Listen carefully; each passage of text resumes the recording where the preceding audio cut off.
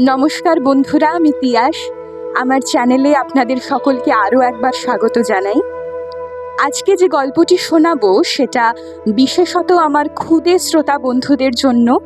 কিন্তু কিছু গল্প তো থাকে যা আমাদের আজীবন বারবার পড়তে ইচ্ছে করে, পড়তে ভালো লাগে এবং যতবার পড়ি সেই একই আনন্দ পাই। আজকে সেরকমই একটি গল্প আপনাদের শোনাতে চলেছি। আশা করছি আপনাদের সকলের ভালো লাগবে এবং গল্পটি শুনতে শুনতে আরও একবার হারিয়ে যাওয়া শৈশবকে ফিরে পাবেন। আজকের গল্প উপেন্দ্র কিশোর রায়চৌধুরীর লেখা উকুনে বুড়ির কথা।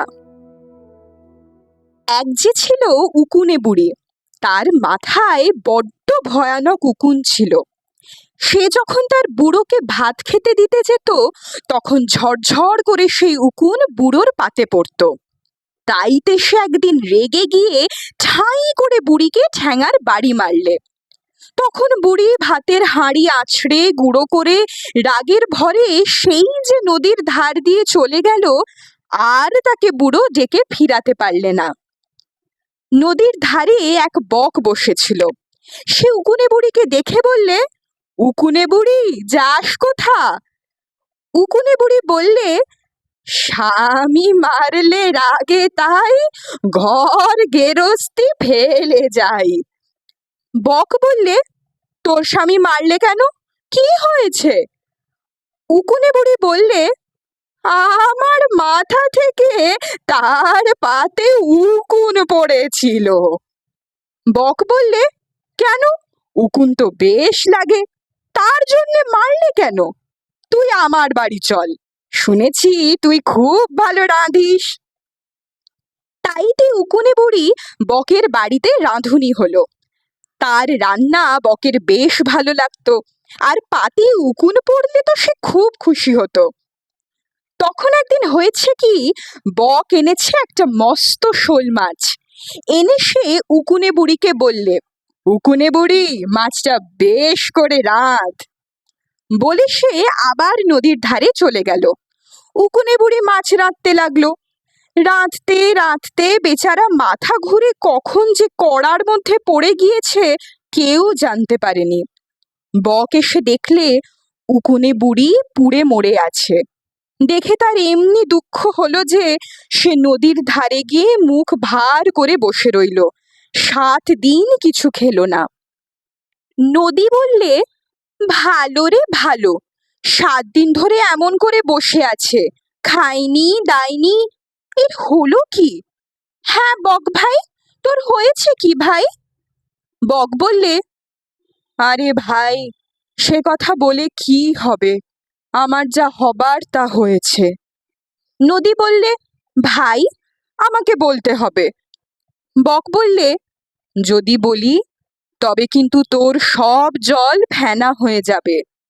নদী বললে, হয় হবে, তুই বল। তখন বক বললে, উকুনে বুড়ি পুড়ে মরল, বক 7 দিন উপোস রইল। অমনি ফ্যান ফ্যান করে দেখতে দেখতে নদীর জল ফেনিয়ে সাদা হয়ে গেল। সেই নদীতে এক হাতি রোজ জল খেতে আসে। সেদিন সে জল খেতে এসে দেখে এ কি কাণ্ড হয়ে আছে। হাতি বললে, নদী, তোর হলো কি? তোর জল কি করে ফেনা হয়ে গেল? নদী বললে, তা যদি বলি তবে কিন্তু তোর লেজটি খসে পড়ে যাবে। হাতি বললে, যাই যাবে, তুই বল। তখন নদী বললে, উকুনে বুড়ি পুড়ে মলো, বক 7 দিন উপোস রইল, নদীর জল ফেনিয়ে গেল। অমনি ধপাস করে হাতির লেজটা খসে পড়ে গেল। তারপর হাতি গাছতলা দিয়ে যাচ্ছে। গাছ তাকে দেখে বললে, বারে, তোর এ কি হলো? লেজ কোথায় গেল? হাতি বললে, তা যদি বলি তবে কিন্তু তোর পাতাগুলি সব এক্ষুনি ঝরে পড়বে। গাছ বললে, পড়ে পড়ুক, তুই বল। তখন হাতি বললে, উকুনে বুড়ি পুড়ে মলো, বক 7 দিন উপোস রইল, নদীর জল ফেনিয়ে গেল, হাতির লেজ খসে পড়ল। অমনি ঝরঝর করে গাছের সব পাতাগুলি ঝরে পড়ে গেল। সেই গাছে এক ঘুঘুর বাসা ছিল। সে তখন খাবার খুঁজতে গিয়েছিল। ফিরে এসে দেখে, উমা, এ কি হয়েছে? ঘুঘু বললে, গাছ, তোর এ কি হলো? তোর পাতা সব কোথায় গেল? গাছ বললে, তা যদি বলি তবে কিন্তু তোর চোখ কানা হয়ে যাবে। ঘুঘু বললে, যাই যাবে, তুই বল। তখন গাছ বললে, উকুনে বুড়ি পুড়ে মলো, বক 7 দিন উপোস রইল, নদীর জল ফেনিয়ে গেল, হাতির লেজ খসে পড়লো, গাছের পাতা ঝরে গেল। অমনি টস করে ঘুঘুর একটা চোখ কানা হয়ে গেল। কানা চোখ নিয়ে ঘুঘু মাঠে চড়তে গিয়েছে। তখন রাজার বাড়ির রাখাল তাকে দেখে বললে, সে কি রে ঘুঘু, তোর চোখ কি হলো? ঘুঘু বললে, তা যদি বলি তবে কিন্তু তোমার হাতে তোমার লাঠিটা আটকে যাবে। রাখাল বললে, যাই যাবে, তুই বল। তখন ঘুঘু বললে, উকুনে বুড়ি পুড়ে মলো, বক 7 দিন উপোস রইল, নদীর জল ফেনিয়ে গেল, হাতির লেজ খসে পড়লো, গাছের পাতা ঝরে পড়লো, ঘুঘুর চোখ কানা হলো। অমনি চটাস করে রাখালের লাঠি তার হাতে আটকে গেল।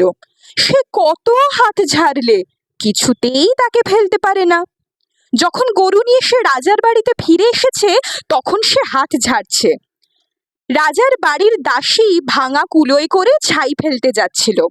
সে রাখালকে দেখে বললে, দূর হতভাগা, অমনি করে হাত ঝাড়ছিস কেন? কি হয়েছে তোর হাতে? রাখাল বললে, সে কথা যদি বলি তবে কিন্তু আর ওই কুলোখানা তোমার হাত থেকে নামাতে পারবে না, সেখানা তোমার হাতেই আটকে থাকবে।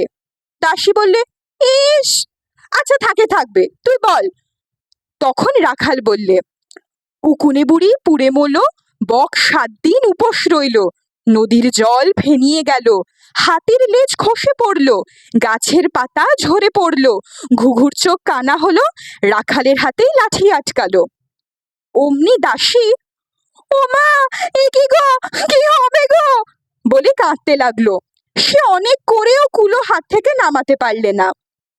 শেষে রাখাল ছোড়াকে গাল দিতে দিতে ঘরে গেল। ঘরে গিয়ে দাসী হাত থেকে আর কুলো নামাচ্ছে না। রানী তখন থালা হাতে করে রাজার জন্য ভাত বাড়ছিলেন। দাসীকে দেখে তিনি হেসে বললেন, দাসী, তোর কি হয়েছে? কুলোটা হাত থেকে নামাচ্ছিস না কেন? দাসী বললে, তা যদি বলি রানীমা, তবে কিন্তু ওই থালাখানা আর আপনার হাত থেকে নামাতে পারবেন না, ওখানে আপনার হাতে আটকে যাবে। রানী বললেন, বটে, আচ্ছা বল দেখি কেমন আটকায়। তখন দাসী বললে, উকুনে বুড়ি পুড়ে মলো, বক 7 দিন উপোস রইল, নদীর জল ফেনিয়ে গেল, হাতির লেজ খসে পড়লো, গাছের পাতা ঝরে পড়লো, ঘুঘুর চোখ কানা হলো, রাখালের হাতেই লাঠি আটকালো, দাসীর হাতে কুলো আটকালো। অমনি রানীর হাতে থালাখানি আটকে গেল। কিছুতেই তিনি আর তা নামাতে পারলেন না। তখন আর কি করেন, আর একখানা থালায় করে রাজামশাইয়ের জন্য ভাত বেড়ে নিয়ে চললেন। রাজামশাই তাকে দেখেই বললেন, রানী, ওই থালাখানা হাতে করে রেখেছ যে? রানী বললেন, তা যদি বলি তবে কিন্তু আর তুমি এখান থেকে উঠে যেতে পারবে না, তুমি ওই পিঁড়িতে আটকে থাকবে। শুনে রাজা হো হো করে হাসলেন। তারপর বললেন, আচ্ছা তাই হোক, তুমি বলো। রানী বললেন, উকুনে বুড়ি পুড়ে মরল, বক 7 দিন উপোস রইল, নদীর জল ফেনিয়ে গেল, হাতির লেজ খসে পড়ল, ঘুঘুর চোখ কানা হলো, রাখালের হাতে লাঠি আটকালো, দাসীর হাতে কুলো আটকালো, রানীর হাতে থালা আটকালো। বলতে বলতেই তো রাজামশাই পিঁড়িতে খুব ভালো মতোই আটকে গেলেন। কত টানাটানি করলেন, কিছুতেই উঠতে পারলেন না। চাকরদের ডাকলেন, তারাও কিছু করতে পারল না।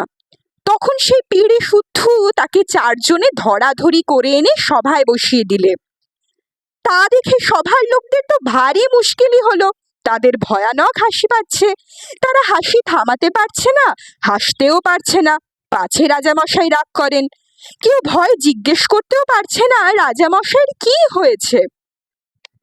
তখন রাজামশাই নিজেই বললেন, তোমরা বুঝি জানতে চাচ্ছ আমি পিঁড়িতে কি করে আটকে গেলাম? রাজা বললেন, তা যদি বলি তবে তোমরাও যে যার বসবার জায়গায় আটকে যাবে। তারা বললেন, মহারাজ যদি আটকালেন তবে আমরা আর বাকি থাকি কেন? তখন রাজা বললেন, উকুনে বুড়ি পুড়ে মরল, বক 7 দিন উপোস রইল, নদীর জল ভেনিয়ে গেল, হাতির লেজ খসে পড়ল, গাছের পাতা ঝরে পড়ল, ঘুঘুর চোখ কানা হলো, রাখালের হাতে লাঠি আটকালো, দাসীর হাতে কুলো আটকালো, রানীর হাতে থালা আটকালো, পিঁড়িতে রাজা আটকালো। বলতেই আর তারা যাবে কোথায়? এমনি করে তারা তক্তপোষে আটকে গেল যে আর তাদের উঠবার সাধ্য নেই। ভাগ্যিস সেই দেশে এক খুব বুদ্ধিমান নাপিত ছিল, নইলে মুশকিল হয়েছিল আর কি। নাপিত এসে বললেন, শিগগির ছুতোর ডাক। তখন ছুতোর এসে পিঁড়ি কেটে রাজামশাইকে ছাড়ালে, আর তক্তাপোষ কেটে সভার লোকদের ছাড়ালে। একটু একটু কাঠ তবু সকলের গায়ে লেগেছিল, সেটুকু চেঁচে তুলে দিলে। রানীর হাতের থালা, দাসীর হাতের কুলো আর রাখালের হাতের লাঠিও ফেলে দেয়া হলো। প্রতি রবিবার করে আপনাদের জন্য নিয়ে আসব বাংলা সাহিত্যের এমনই কিছু কালজয়ী সৃষ্টি। আমার চ্যানেলটি যদি আপনাদের ভালো লেগে থাকে তাহলে আমাকে অবশ্যই জানাবেন এবং সাবস্ক্রাইব করবেন। আজকের মতো এখানেই বিদায় নিচ্ছি। সকলে ভালো থাকবেন। নমস্কার।